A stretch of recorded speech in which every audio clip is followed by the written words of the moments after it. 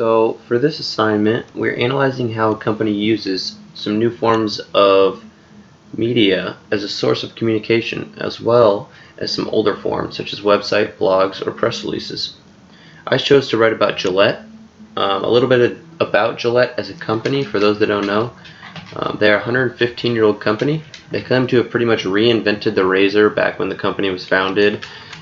Their founder, King Gillette, wanted a razor-thin razor blade that was pretty much told to him that professionals could not make.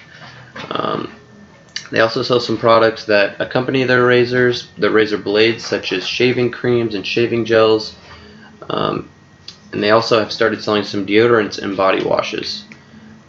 They're based out of Boston, Massachusetts, and they're a private company with over 10,000 employees.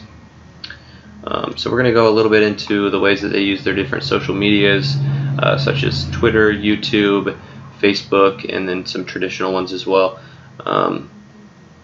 Also, at the end, we'll talk a little bit about how they recently got into some hot water over a commercial that they made.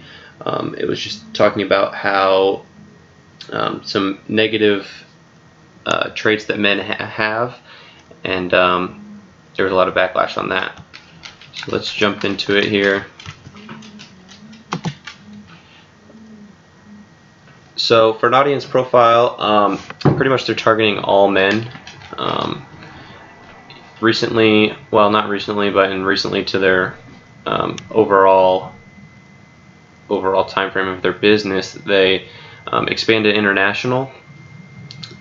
So that came up with some different marketing things that they would have to do for that, and different cultures that they would have to market to.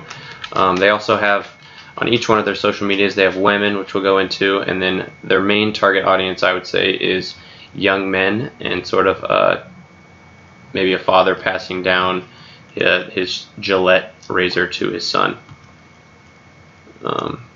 So organization profile, like I was saying, here's King Gillette. He founded the company, and they sort of use this as one of their main marketing tools. Is that we're an American company, we've been doing it so long, and they kind of use that to authenticate themselves. For their Twitter, so their Twitter, Facebook, and YouTube sort of have a common theme across all of them. They'll have a main page that they sort of use as a marketing tool towards the father-son that I was talking about, and then as well they have their international and their Gillette Venus, which is for women. I'd say that their main strategy that they use is sort of over here on the right, a picture of John Legend and his kid. They definitely have a lot of posts about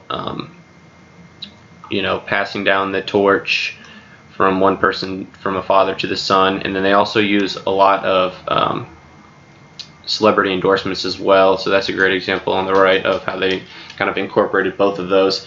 So they just sort of use that to sort of back up their their strategy, that they are the best in the industry.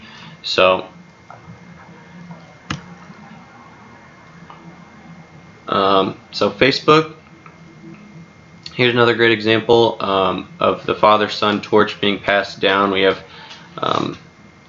a older gentleman there teaching his son to shave and passing down the torch. You can see on the right here that we have the Gillette Australia, Gillette UK, and then it actually goes on to maybe 20 different countries that they're trying to reach. A few ways that they sort of market to those other countries that they have to differentiate, cultures, how they perceive different things. Just kind of like how they got in trouble here in America.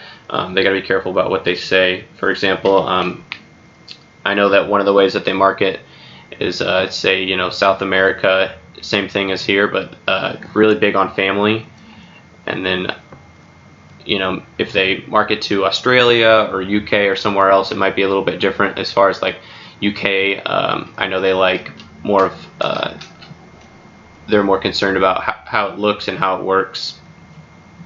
And then YouTube, they have all these different pages here that they mostly use YouTube as a form of communication, like overall, they will look sort of overall how it's just an accumulation of all their videos. So YouTube isn't just an accumulation of their videos. Twitter, they use it as a tool to actually market to these younger kids with celebrity endorsements and stuff like that. Whereas Facebook, it's a little bit older generation that they're catering to. So it's more the father-son, and they're actually kind of like looking more into the father view of it, like, hey, you need to pass this down to your kids. Communication strategy. This one, so like I said, they're going towards all men here, but really their razors are something you need, not really you want. So it will vary between who they buy, like consumers buy them from. So they really focus on their customer relationships, the quality of their razors, and then they try to focus on their authenticity through King Gillette, as I said. So a lot of those ways that they're using these social medias is to really focus on that customer relationship and what their customers want, and then they enforce that into their quality.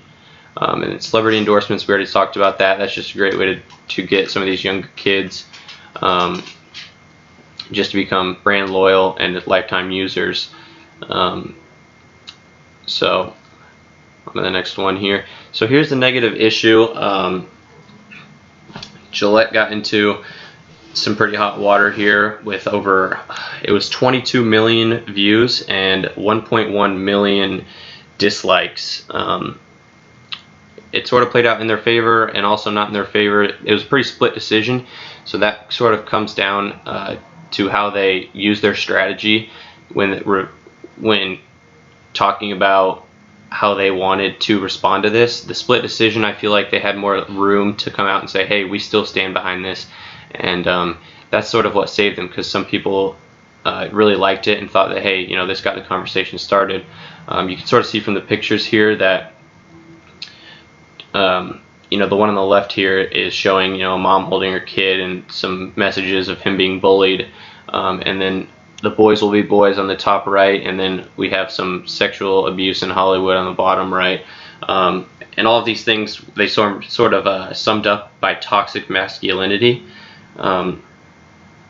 So what the whole point of the commercial was that men need to be better, and when men didn't like that and they got a lot of backlash, they kind of just came out and said, hey, Facebook, they said, hey, we didn't really mean that. We meant, hey, guys, you guys are already great, but we want you to be better. And then on Twitter, they had a little bit more leniency, because Twitter tends to get people with more,